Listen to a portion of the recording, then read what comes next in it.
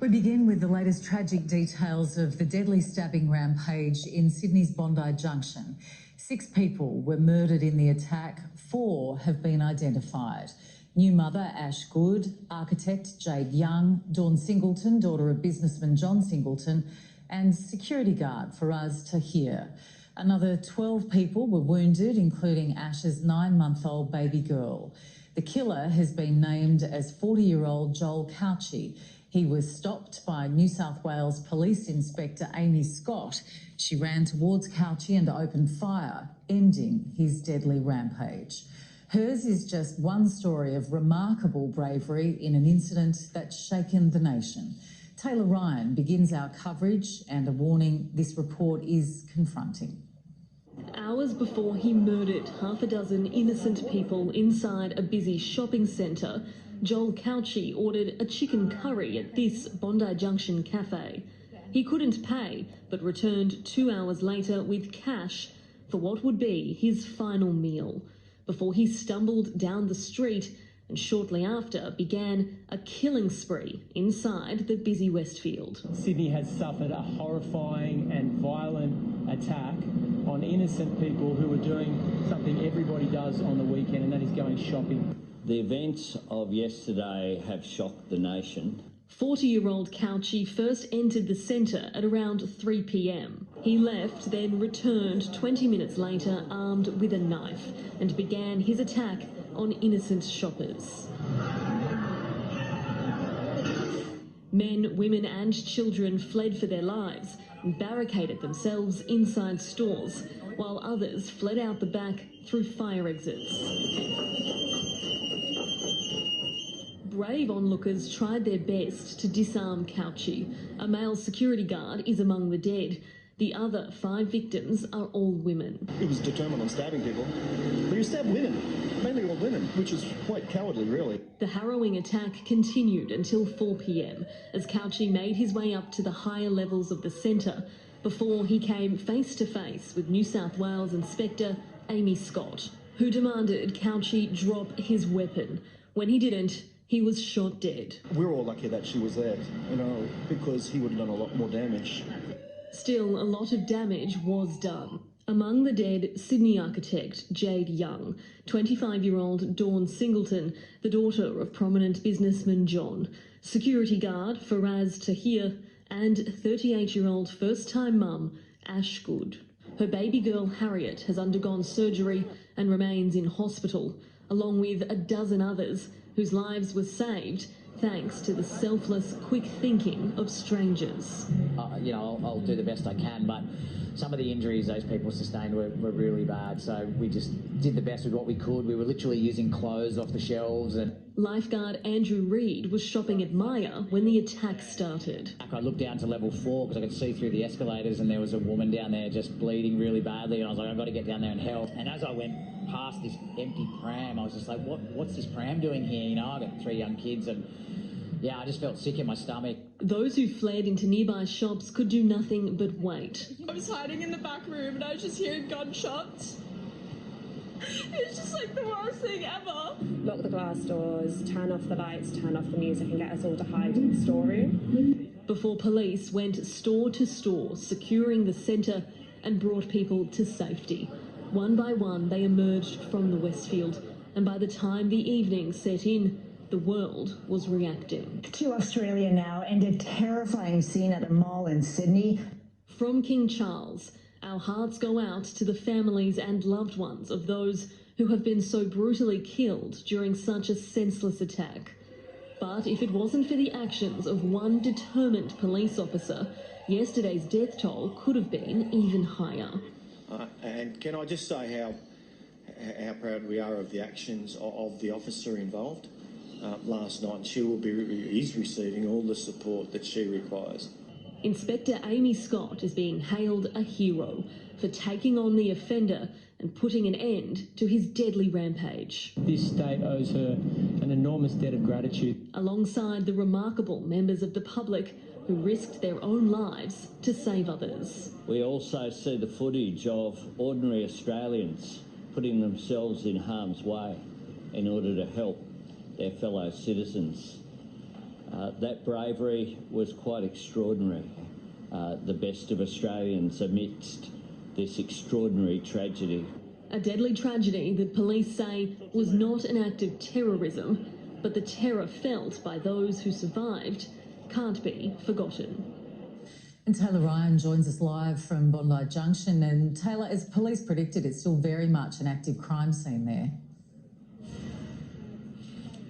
Chris, the Westfield remains closed to the public tonight, but outside where we are, the number of floral tributes only continues to grow. The pile behind me has been getting bigger by the hour. There's a really emotional feeling in the air as the community here struggles to reconcile the events that took place yesterday. As you mentioned, the Westfield itself does remain a crime scene. Police will remain in there this evening. The only difference is today they have finally allowed some people to come in and slowly remove their vehicles. I have to say, though, for most people here this evening, the reopening of the centre, we're not clear when that will be yet, but for most people, that's truly the last thing on their minds. Everyone's thoughts here very much with the victims tonight and their families. Thanks, Taylor. Taylor Ryan there live from Bondi Junction. We're today learning more about the victims killed in this tragedy, a refugee who tried to fight Joel Cauchi, a young bride-to-be and a Sydney architect. They're among those being remembered today for who they were, not for how they died. A sea of flowers growing as waves of insurmountable grief hit the community for the loss of 6 people robbed of their futures. A besotted new mother, a 25-year-old bride-to-be counting down the months to her big day, a mum of 2 raising her family in Bellevue Hill, a security guard who lost his own life protecting others, and 2 women from overseas, thousands of kilometres away from their families. She just was a beautiful soul. She never said anything bad about anyone, and she just wanted to be a mum, and she'd been given that opportunity, and then 9 months later, it's gone, and it's, I can't, Andrew Reid tried desperately to save some of the victims, not realising his friend of 10 years, Ash Good, was among those fatally wounded. This is the woman he remembers. Bright, always smiling, and a beautiful person. Beautiful baby was 9 months old, and it was all, it was all ahead of her, and that was just taken away in the blink of an eye, and it's horrible. From Ash's family today, she was a beautiful mother, daughter, sister, partner, friend, all-round outstanding human, and so much more. While her daughter, also injured by the same attacker, after hours of surgery is doing well. We are so grateful for the expert care and attention of the medical team. Ash's family asking that this photo be how she is remembered and not for the crime that killed her. Remember the woman, remember who she was, which was that kind, loving, peaceful, present, athletic, brilliant woman. The 38-year-old and her partner, who was also injured, are known and loved across Australia. The South Australian Premier, a family friend. I've been speaking on the phone this morning to a family member. It's pretty bad. It is incomprehensible that such a beautiful family has been so aggressively affected. Unimaginable pain felt also by the family of Dawn Singleton, the 25-year-old daughter of media magnate John Singleton, murdered in the shopping centre attack. She was the apple of her father's eye, her nickname Dawny Perfect, given to one of his racehorses. Police today speaking with the family in their Vaucluse home. Now, whether you know the individuals who've been killed or not, you're grieving today, and the entire state will have to get behind those families in the days ahead. Dawn was months away from getting married, her partner a serving police officer. From her former school, it is devastating to learn of the death of Kambala old girl Dawny Singleton. Each victim of this horrible crime is being remembered today. Architect and mother of 2, Jade Young, as a lovely, kind-hearted woman, a devoted member of the Bronte Surf Lifesaving Club. 30-year-old security guard and former refugee Faraz Tahir also killed. Those who loved him today honoured his unwavering dedication and kindness. A man who fled persecution in Pakistan and tried to protect innocent people under attack in his new home. 6 people loved, loving and lost to us all. Samara Gardner for 10 News First. 10 people remain in hospital following the attack, including the 9-month-old baby daughter of victim Ash Good. Keziah Dawn is outside the Sydney Children's Hospital. Keziah, what's the latest on the baby's condition? Chris, that 9-month-old baby girl is critical and in ICU as we go to air this evening, but she is stable. Friends of family have visited the hospital here today, but as you can imagine, it is an incredibly distressing time. Now, I can also confirm there are 9 other patients in hospitals around Sydney. That brings the total to 10. Now, I'll run you through where some of those are. We have 2 in St Vincent's, 1 24-year-old male and 1 22-year-old female are both in ICU. They came in last night with stab wounds. Another elderly woman presented herself this morning. She was running from the ordeal and she remains in the hospital as well. 2 are at Royal Prince Alfred. 1 male is in a stable condition on a ward. 1 female is in ICU. 2 females are at Prince of Wales.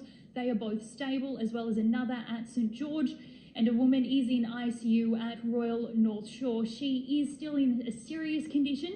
However, she is stable. Now, St Vincent's released a statement today sending well wishes to all of those who still have a long road to recovery. They also confirmed that the Premier, Chris Minns, and the Health Minister, Ryan Park, visited the hospital today to say thank you to emergency and ICU staff. They did that without media, but Chris, staff at hospitals right across Sydney have worked tirelessly, but there is still a long way to go. Thanks, Keziah. Keziah Dawn joining us live from the Sydney Children's Hospital. The man behind the deadly rampage is 40-year-old Joel Cauchi, a man with a history of mental illness and a fascination with knives and guns. He was known to police and had recently been offering his services as a sex worker. His history and movements are now the subject of intense investigation. One line of inquiry: was he deliberately targeting women? The childhood home of Toowoomba schoolboy Joel Cauchi, a teenage loner, now one of modern Australia's worst mass killers. Oh, well, it was a shock when I heard his name. Neighbours, some of whom today asked for anonymity, were gobsmacked. Oh, just a quiet sort of fella, As his parents laid low. The family have cooperated with the Queensland Police Service. Yesterday, like everyone else, police say they were shocked by his deadly rampage. They saw the footage and believed it may well have been their son, so they reached out to assist authorities. Cauchi, who was 40 and had schizophrenia, had moved from Queensland to Sydney, where police here say his actions, while terrifying, were not terrorism. We don't know a motive. What we do understand so far is that there's no ideological motivation. He'd posted on Facebook just 6 days ago, "Hi, I'm surfing Bondi this afternoon if anyone wants to meet there for a surf." But more concerning, this post from 2020. "I am looking for groups of people who shoot guns, including handguns, to meet up with, chat with and get to know." This man wielded a deadly weapon in the form of a knife. But if it was an automatic gun, then we would have been speaking about hundreds of deaths. But acquaintances say it was knives Cauchi was fixated on. And with this 30-centimetre blade, he caused carnage. We understand that he drew it out of his backpack, but where it came from before that will be subject to the investigation. Cauchi had no fixed home in Sydney, but had rented a 1 cubic metre storage locker. Whatever is in it will form part of the investigation, but it hasn't certainly indicated anything more that goes to motive. A boogie board is among the innocuous items found, and it seems he was no stranger to Bondi. 24 hours before his killing spree, he was seen inside the same shopping centre. He seemed really agitated, and sort of put out in a bit of a rush, looking over the railing. And he says wearing the same green and yellow jersey. Walked towards me and I stepped out of the way and I noticed he had a bit of an odour to himself. He was erratic too while ordering that curry in the Bondi Mall just hours before the attack. He just looked like confused, you know, just like when taking order is taking like a long and just okay, I just order chicken curry just like that. In recent times, Cauchi had offered his services as a sex worker with profiles on numerous escort websites. He was known to police in both states primarily for mental health issues. He has not been prosecuted or arrested or charged for any offence within Queensland, and he has no record within the courts for a domestic violence order. But video from Westfield shows him abandoning his pursuit of several men. 5 of the 6 victims who died were women. And obviously that will be an obvious line of inquiry, and that's concerning, but that will form part of the investigation. I mean, anyone seeing that footage can see that for themselves. Traditionally, active arm offenders will be indiscriminate with what's happening with their target selection, so they'll just try and get to as many people. And you saw through a range of the footage that we've seen that he was being selective with the targets that he would go to. As well as those mobile phone videos, all of Cauchi's movements from out here in the mall through the doors of Westfield and his entire rampage were captured on security camera. The whole crime, from start to finish, shown from hundreds of horrible angles. In circumstances like this, many in the community will feel real anger. We'll have to process that grief in the days ahead. It is 12 months to the day since Sydney paramedic Stephen Toga was stabbed to death, the Premier acknowledging the accused killer there was mentally ill too. We know we need to do more. The coroner will lead the investigation. Cauchi's home, his high school, his history may hold some answers, but they won't undo the horror he's left behind. Daniel Sutton for 10 News First.